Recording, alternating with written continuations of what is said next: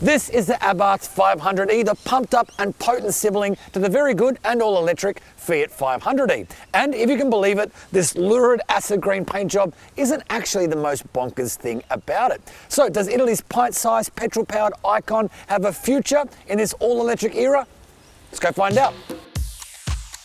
Okay, so bonkers thing number one, the Abarth might look like it can fit in your pocket, but it's actually priced like a much bigger car, starting at just under 59 grand for the Turismo and just over 60 grand for the limited edition Scorpionissima, which is this one.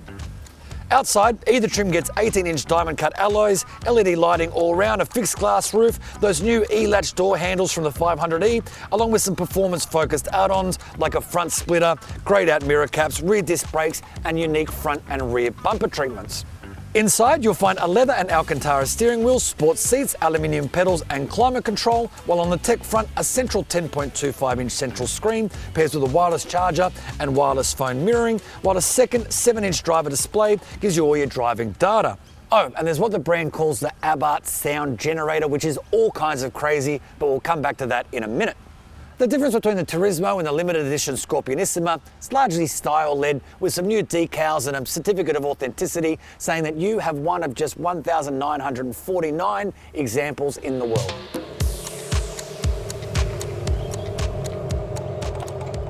Okay, so I'm just going to come right out and say it.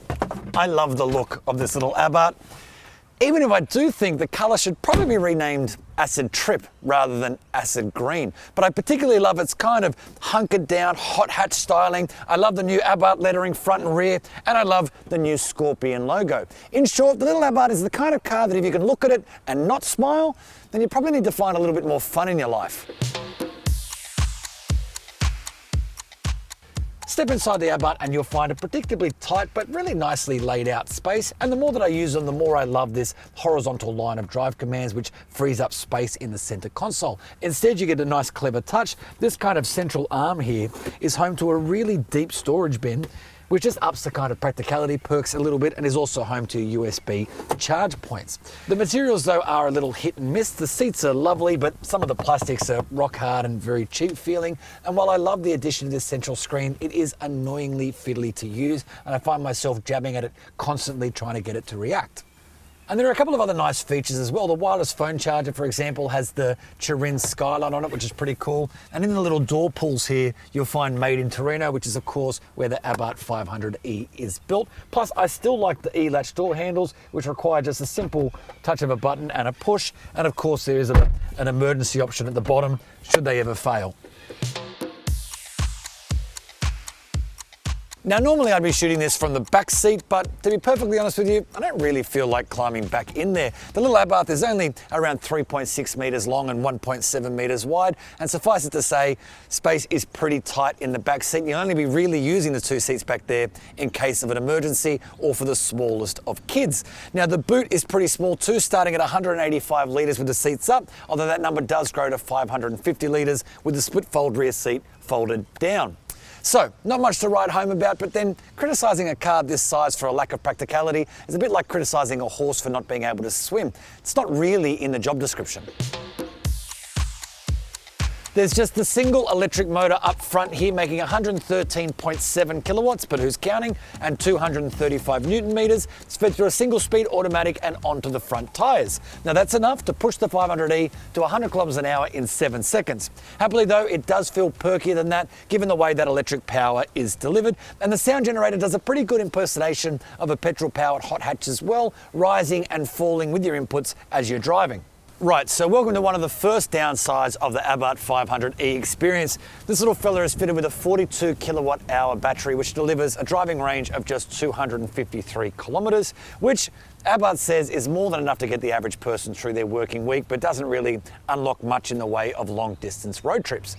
Now, one more important caveat, there are 3 drive modes on board here, Turismo, Scorpion Street and Scorpion Track, but only the first one delivers the maximum driving range, and it does it because it lowers the power and torque outputs, dulling the drive experience a little bit. If you dial it into one of the sportier drive settings, your range will drop further.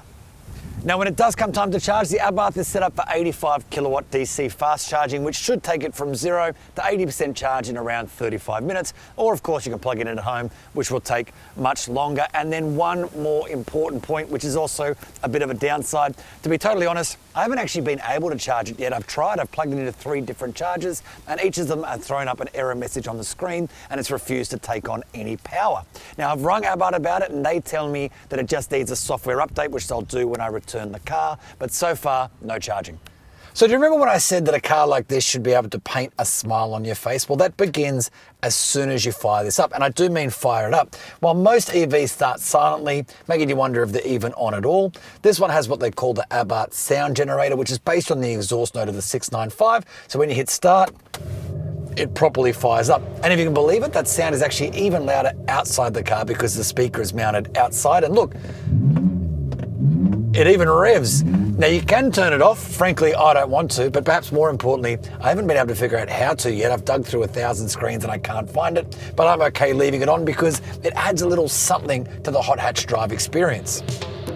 Now, it might sound like it's doing its best impression of a petrol-powered Abarth, but actually the electrification process has really improved the experience here.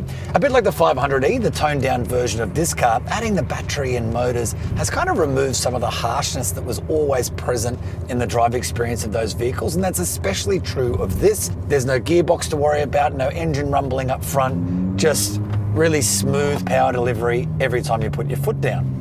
And the result is a car that is genuinely fun. I've had other options parked out the front of my house all over the weekend. One of the perks of being a motoring journo, I guess, but this is the car that I was pulled to more than any other. In fact, it's the car that I've spent all of my time in since I've got it. And the reason is it turns every trip into something fun and enjoyable. It doesn't matter if you're just burbling around the suburbs or heading off in search of twisty roads.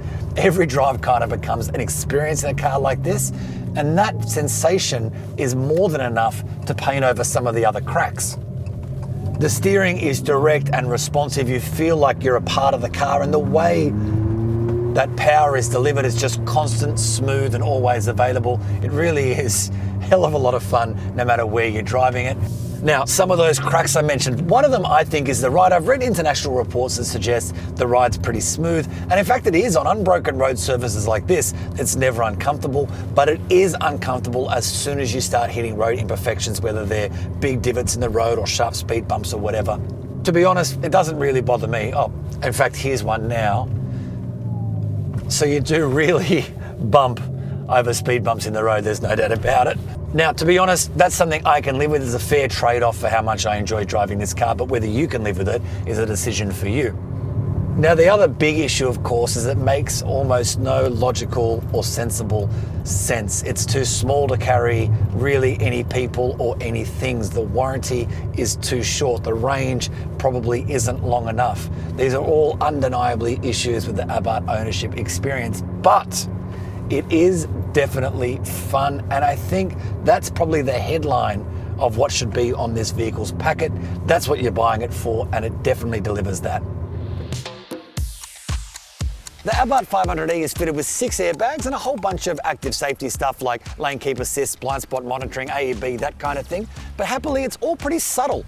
I've had it now for a good few days and it hasn't binged or bonged at me even once. Now, the 500e range scored 4 stars by Euro NCAP when it was crash tested. It's something of an interesting ownership proposition because the car is covered for 3 years or 150,000 kilometres, which is frankly underwhelming by today's standards when 5, 7, 8 and even 10-year warranties are available.